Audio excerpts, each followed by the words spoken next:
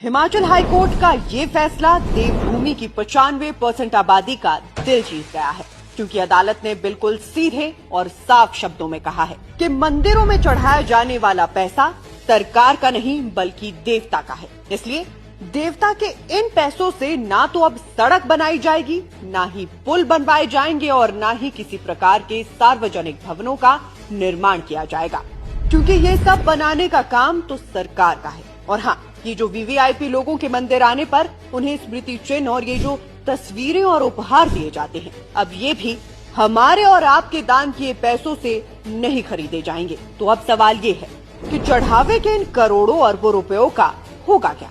खबरों का पंचनामा में आज हम यही पता लगाएंगे। तो जैसा कि आपको पता ही होगा, पहले जयराम सरकार ने और अब सुक्खू सरकार ने प्रदेश के मंदिरों से पैसे मांगे। किसी ने गौशाला चलाने के लिए मांगे तो किसी ने योजना। मगर अब हिमाचल हाईकोर्ट ने साफ कहा है कि धर्म का पैसा अब धर्म के ही काम आएगा और ये संस्कृति और समाज के असली कल्याण में खर्च होगा। अदालत ने आदेश दिया है कि दान की रकम वेदों, उपनिषदों और योग की शिक्षा के प्रचार प्रसार में लगाई जाए।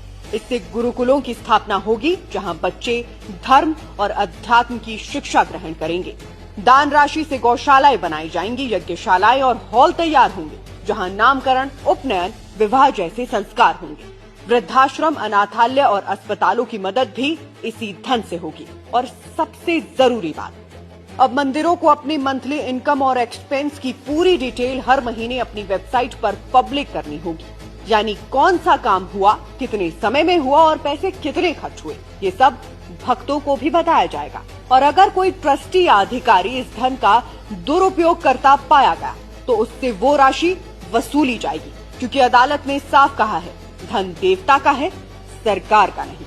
बाकी मेरी माने तो देवभूमि हिमाचल से निकला ये फैसला सिर्फ एक राज्य के लिए नहीं बल्कि पूरे देश के लिए एक मिसाल बन सकता है, क्योंकि मेरा मत तो यही कहता है, धर्म का पैसा धर्म के ही काम आना चाहिए।